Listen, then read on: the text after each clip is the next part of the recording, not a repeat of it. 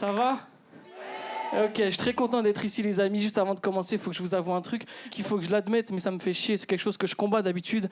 Mais je me suis rendu compte que les blagues racistes, ça me fait rire un peu. Je suis dégoûté, genre. Et si je suis tout à fait honnête, ça me fait rire sa mère. Je trouve ça hilarant. J'ai presque envie de devenir raciste pour de vrai, pour débloquer d'autres niveaux, parce que c'est très très drôle. Hein. En fait, j'ai compris un truc. J'aime bien les blagues racistes, mais j'aime pas les racistes. Il y a une nuance. Si je connais ton cœur et que tu connais le mien, on peut se faire des blagues comme on aime, tu vois. Moi, j'ai grandi avec un pote d'enfance qui s'appelle Patrick Mskin. C'est un Congolais.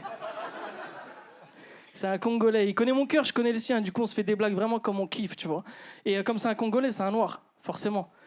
Et en plus, il est très très noir, genre. Il est presque bleu, genre. C'était un test. Si vous n'avez pas aimé, on va se faire chier pendant 5 minutes, je te dis la vérité. Parce que ça va être que ça, là. C'est grave ma cam en ce moment. Tu sais, on se fait des blagues comme on kiffe, mais là, ça commence à aller loin. Ils commencent à mettre nos parents dans la sauce. C'est abusé, en vrai. On se fait des blagues entre nous, mais pas les parents.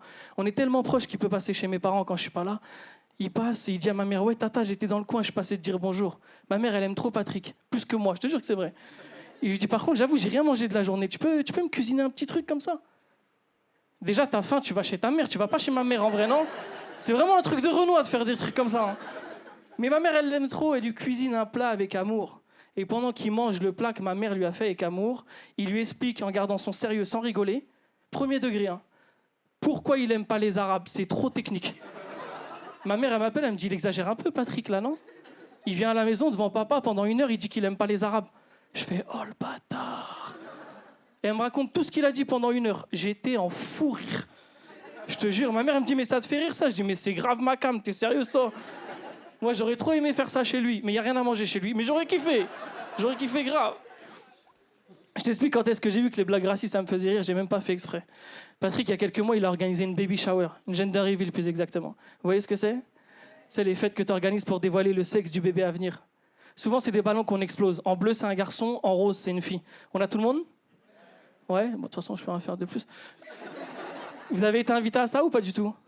Ouais, c'est pas abusé comment c'est de la merde. Qui leur dit qu'on s'en fout? Garçon-fille, on s'en fout, on veut que l'enfant il soit en bonne santé. Et en plus, tu veux choquer qui? Tu sais, nous on fait genre, on est surpris à chaque fois. Tu sais, le ballon il est là, il pète en bleu, on est là, mais non, je pensais que c'était une bécane, je te dis la vérité. Bien joué, frère.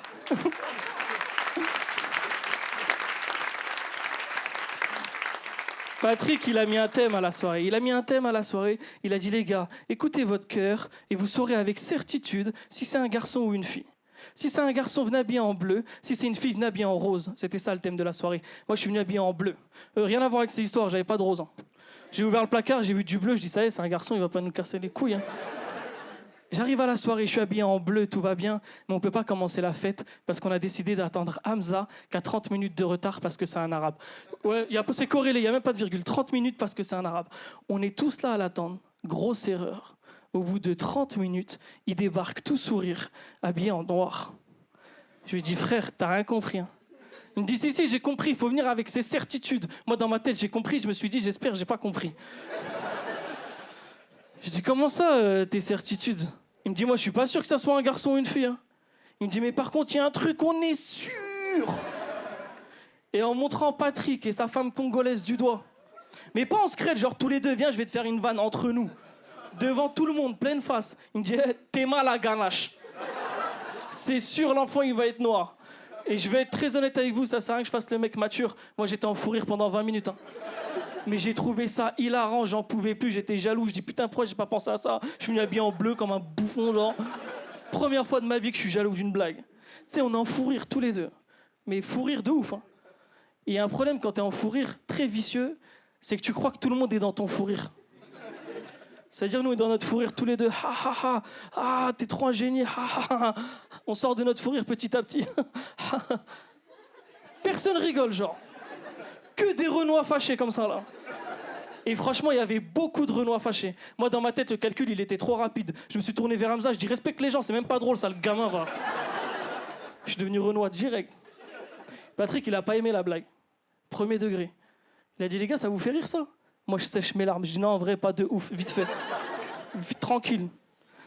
Il a dit, entre nous, on se fait des blagues comme ça. C'est hyper raciste.